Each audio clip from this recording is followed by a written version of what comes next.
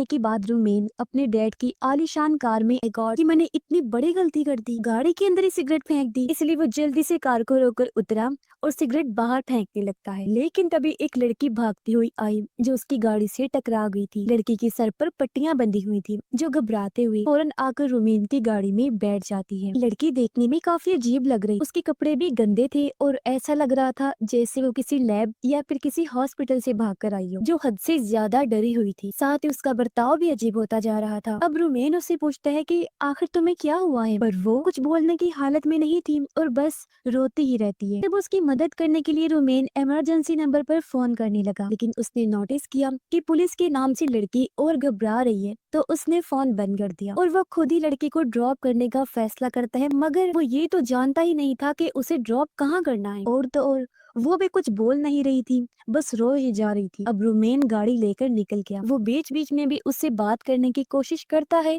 मगर कोई फायदा नहीं होता। कुछ देर बाद लड़की एक रिकॉर्डर निकालती है जिसके अंदर कुछ कमांडोस ये बोल रहे थे कि हम जिस सब्जेक्ट लड़की पर एक्सपेरिमेंट तजुर्बा कर रहे थे, जिसका नाम हमने C39 रखा था, वो भाग निकली है। उसकी उम्र 25 साल है। अब लड़की उसे ये समझाने की कोशिश कर रही थी कि ये मेरे बारे में बात कर रही है, यानी सच में वो किसी एक्सपेरिमेंट का हिस्सा थी। मगर जाहिर है रोमेन को कुछ समझ नहीं आता और अब अचानक लड़की पागलों जैसी हरकतें करने लगी। वो अजीब तरह के इशारे करते हुए गाड़ी में अपना सर मारने लगती है। उसके पास एक चाकू भी था जिससे वो खुद पर वार करने लगी। हालांकि रोमेन उसे रोकने की कोशिश करता है, लेकिन वो नहीं रुकी, बल्कि उस पर ही गिरकर अपना खून रोमेन पर लगा देती है और तभी वो सीट पर गिर गई, अपना दम तोड़ देती है। ये देख रोमेन पूरी तरह घबरा गया, क्योंकि उसे कुछ समझ ही नहीं आ रही थी कि मेरे साथ बर्थडे वाले दिन क्या हो गया है और अब मैं क्या करूं। वो उसे उठाने की कोशिश करता है, लेकिन जाहिर है इसका कोई फायदा नहीं था। अब किसी तरह वो बाकियों की नजरों से बचता हुआ गाड़ी अपने गैराज में ले आता है। एक बार फिर उसने लड़की को चेक किया, मगर वो नहीं उठी। रोमेन की घबराहट से हालत खराब होने लगती, क्योंकि एक तो वो खुद भी खून में लथपथ था, ऊपर से उसकी गाड़ी में एक लाश है जो बहुत ही खतरनाक बात। उसे पार्टी में जाना था और ये उसके साथ क्या हो गया। खैर अब खुद को संभालते हुए वो सबसे पहले नहाने गया। नहा कर आने के बाद वो खुद को ही कोसता रहता है कि काश मैं गाड़ी ना रोकता तो आज मेरे साथ ये सब ना होता। तभी उसके डैड की कॉल आई जो रोमेन से पूछ रहे थे कि गाड़ी वगैरह सब ठीक है ना, जिससे हम समझ पाते हैं कि उसके डैड को गाड़ी कितनी प्यारी है। और इसी वजह से जब रोमेन ने गाड़ी में सिगरेट फेंकी तो उसने फौरन से गाड़ी को रोक दिया और उसके साथ ये सब हो गया। अब यहाँ वो अपने डैड को ऐसे जाहिर करवाता है कि गाड़ी बिल्कुल ठीक है और फोन रख देता है। वो गाड़ी को चेक करने लगा, लेकिन वो लड़की वहाँ से गायब थी, जिसका मतलब था कि वो मरी नहीं थी, बस उस टाइम जख्मी होने की वजह से बेहोश हो गई। पर ये बात काफी चौंका देने वाली थी कि इतना जख्मी होने के बाद भी वो जिंदा कैसे थी और उसमें इतनी ताकत कैसे बाकी रही कि वो उठकर भाग भी गई। इसका जवाब हमें आगे पता चलेगा। और यही चीज सोचकर रोमेन भी उसे ढूंढने लगा, मगर वो उसे कहीं भी नहीं मिलती। तभी दरवाजे पर कोई आ जाता है। रोमेन जब चेक करने गया तो वहाँ उसकी दोस्त थी जिसका नाम एना होता है, और क्योंकि रोमेन की बर्थडे थी तो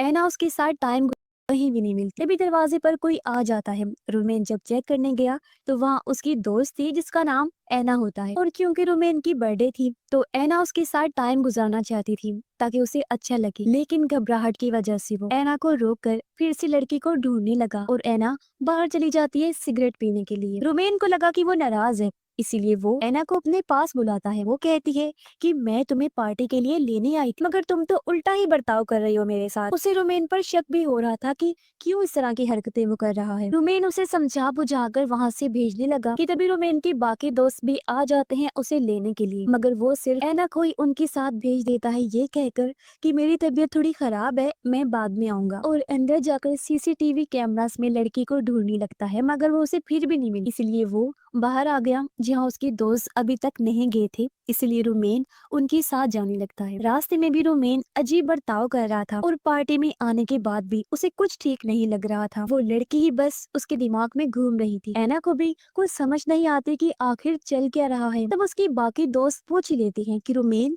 आखिर तुम्हारे साथ क्या हुआ है, मगर उनकी बात का जवाब दिए बगैर वो एक रूम में आ जाता है। एना अपनी दोस्त के साथ बाथरूम में जाती है। कुछ देर बाद जब वो वहाँ से चली गई तो उसकी दोस्त के पास रोमेन आ गया, यानी कि रोमेन एना को धोखा दे रहा था। इसी बीच एना की दोस्त देखती है कि रोमेन की आंखें चमक रही हैं, जिससे वो काफी घबरा गई। इस बारे में रोमेन को बताती भी है तो वो अपनी आंखें शीशे में देखने लगता है। वो फिर पागलों की तरह अपनी गर्दन हिलाने लगता है। तभी उसके डैड की कॉल आई जो कहते हैं कि कुछ देर पहले घर का अलार्म बजा है और मैंने कैमरा फुटेज में किसी को घूमते हुए भी देखा है। मैं घर पर नहीं हूँ तो तुम जल्दी से घर जाकर देखो कि आखिर क्या माजरा है। तब रोमेन घर जाने के लिए निकलने लगा, जिस बीच हम भी उसकी चमकती हुई आंखों को नोटिस कर लेते हैं, जो इस बात की तरफ इशारा था कि जरूर उसके साथ कोई गड़बड़ हुई है। वो जब बाहर आया तो उसका दोस्त जबरदस्ती उसे पार्टी में डांस करने का कहता है। इससे रोमेन को इतना गुस्सा आया कि वो अपने ही दोस्त को बुरी तरह पीट के रख देता है। तभी इनके बीच में एना की दोस्त आकर लड़ाई छुड़वाती है, लेकिन रोमेन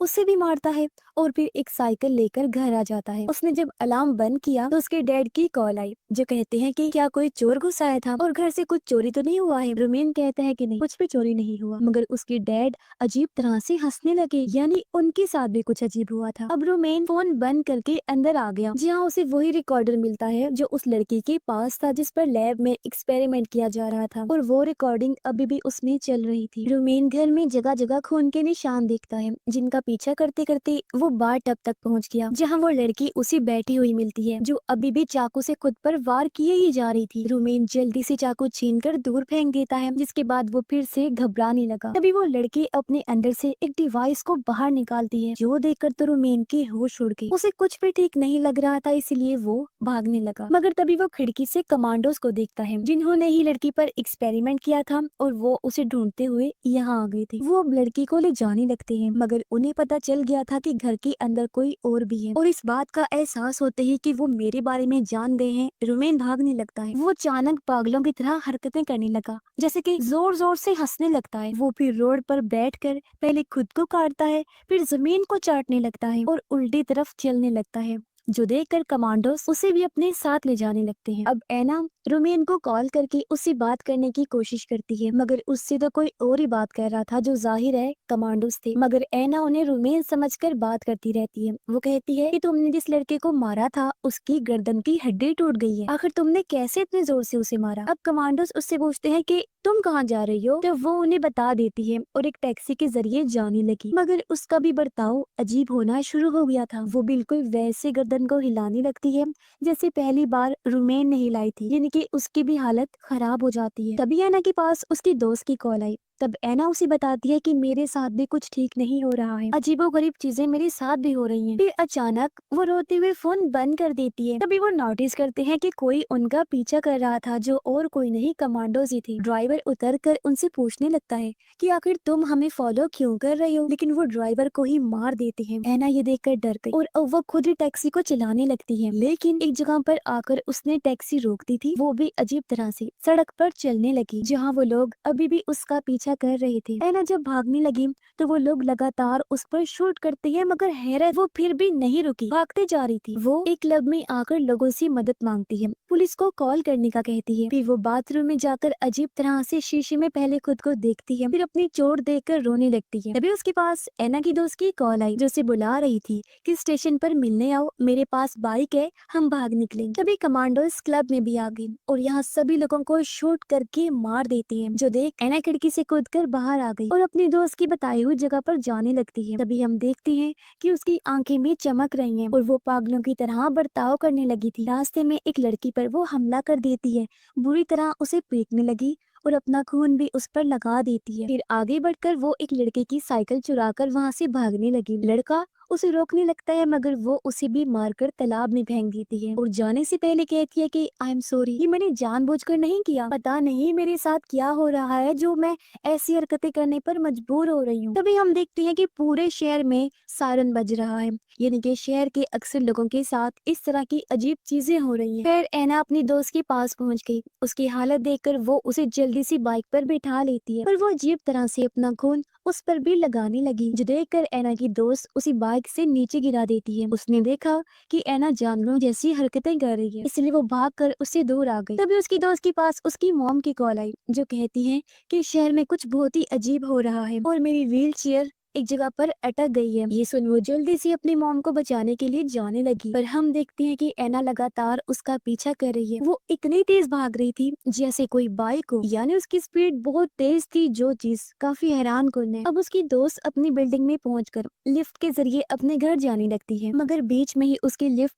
रुक गई। इससे एना की दोस्त घबराने लगती है। तभी वो बाहर एना की आवाज सुनती है, जो बिल्डिंग के लोगों को मार मार कर खा रही थी और उनके चीखने चिल्लाने की आवाजें आ रही। तभी उनमें से एक कमांडो की आवाज भी उसे सुनाई देती है, जो कहता है कि शहर में एक तरह का वायरस इन्फेक्शन फैल गया है। अगर तुम उससे इन्फेक्टेड नहीं हुई, यानी कि उसकी लपेट में नहीं आई, तो हम तुम्हें बचा सकते हैं। तभी लिफ्ट एक बार फिर चलने लगी और वो अपने फ्लोर पर पहुंच जाती है, लेकिन घर आकर उसने देखा कि एना उसकी मोम को खा रही है और उनका पूरा सर ही उसने गायब कर दिया था खाकर। घबराते हुए उसकी दोस्त वहाँ से भागने लगती है, जहाँ तभी उसके सामने एक कमांडो आ गया जिसने मास्क पहना हुआ था। वो एना की दोस्त को पकड़कर उसकी आंखों को देखने लगा, ये चेक करने के लिए कि कहीं ये इन्फेक्टेड तो नहीं। लेकिन वो इन्फेक्टेड फिलहाल नहीं हुई, इसलिए कमांडो अपना मास्क हटाती है, यानी कि वो एक लड़की। वो उसे वहीं रुकने का कहकर एना को मारने जाती है, मगर उल्टा एना ने ही उस पर हमला कर दिया था। लेकिन जैसे तैसे कमांडो उसे मार देती है। उसने कई बार एना के सर पर शूट किया, जिससे उसके सर का बुरा हाल हो गया था। लेकिन जाहिर है इसी कमांडो खुद भी इन्फेक्टेड हो गई थी, क्योंकि उसके पैरों पर एना का खून लग गया था। यानी कि अगर इन्फेक्टेड इंसान का खून नॉर्मल इंसान की जिल्द पर कहीं भी लगे तो वो भी इन्फेक्टेड हो जाता है, जिसका मतलब साफ है कि ये वायरस बहुत ही खतरनाक है और इतनी तेजी से फैलता है। और इन्फेक्टेड इंसान पूरी तरह वायरस फॉर्म में आने के बाद हद से ज्यादा खतरनाक बन जाता है। अब कमांडो एना की दोस्त को कहती है कि अगर तुम भी डायरेक्ट इन्फेक्टेड के पास नहीं गए तो तुम इन्फेक्टेड होने से बच सकती हो। मगर हम जानते हैं कि वो रोमेन के करीब आई थी और उस पर एना का खून लगा था, यानी कि वो भी इन्फेक्टेड हो जाएगी। मगर उसने ये बात कमांडो को नहीं बताई, क्योंकि उसे खुद ही समझ नहीं आ रही थी कि ये सारा माजरा क्या है। अब कमांडो उसे ये भी बताती है कि तुम उसी जगह पर रहो जहाँ अंधेरा हो, क्योंकि इन्फेक्टेड लोग रोशनी की तरफ तेजी से खींचे चले जाते हैं। फिर वो उसे गन देकर कहती है कि यहाँ से भाग जाओ, क्योंकि कुछ देर बाद मैं इन्फेक्टेड बनकर तुम्हें नुकसान पहुँचा सकती हूँ। फिर कमांडो उसे दूसरी तरफ मूव करने का कहती है और वो फिर खुद को शूट करके मार डालती है, जिससे अब हमें समझ आती है कि क्यों ये कमांडोस सभी इन्फेक्टेड का खून लगे लोगों को मार रही थी, क्योंकि वो नहीं चाहती थी कि ये वायरस पूरे शहर में फैले और इससे तबाही हो। लेकिन हमें पता है कि ऐसा तो हो चुका है और अब देखते ही देखते एना की दोस्त भी इन्फेक्टेड होना शुरू हो गई थी। उसका बर्ताव बदलने लगा, वो पागलों की तरह हंसने लगती है और हम सुन पाते हैं कि पूरे शहर में तबाही मची हुई है। अब यहाँ हमें पता चलता है कि वो पहली लड़की यानी कि एक्सपेरिमेंट की सब्जेक्ट C39, उसकी वजह से ये वायरस पूरे शहर में फैला। उसने सबसे पहले रोमेन को इन्फेक्टेड किया अपना खून लगाकर, फिर उसके कांटेक्ट में आने से बाकी दोस्त हुए और उनके जरिए ये वायरस आगे लोगों में भी फैलता गया और पूरा शहर इसकी चपेट में आ गया। अब कमांडोस ये एक्सपेरिमेंट गवर्नमेंट के कहने पर कर रही थी, ताकि वो इंसानों को सुपर फास्ट सोल्जर बना दे जो बहुत ही ज्यादा पावरफुल होंगे। उन्होंने अपने सब्जेक्ट को इस तरह डिजाइन किया था कि उसका खून लगने से बाकी लोग भी उसके जैसे ही सुपर फास्ट पावरफुल बन जाएंगे। लेकिन यहाँ एक अच्छी चीज होने के साथ साथ भयानक भी हो, यानी कि वो लोग पावरफुल तो बने मगर किसी उल्टे असर की वजह से वो इतने खतरनाक बन गए, यानी इन्फेक्टेड हो गई कि खुद को और बाकियों को काट काट कर खाने लगे। और क्योंकि ये चीज हर तरफ फैल गई है तो जाहिर है इसे रोक पाना बहुत मुश्किल होगा। मगर ऐसा हो सकता है कि कमांडोस इसका कोई हल खोज लें, जिससे वो इन्फेक्शन को, वायरस को रोक सकते हैं। आपको क्या लगता है? इस बारे में अपनी राय का इजहार जरूर कीजिएगा और इसी के साथ इस फिल्म की कहानी यहीं पर खत्म हो जाती है।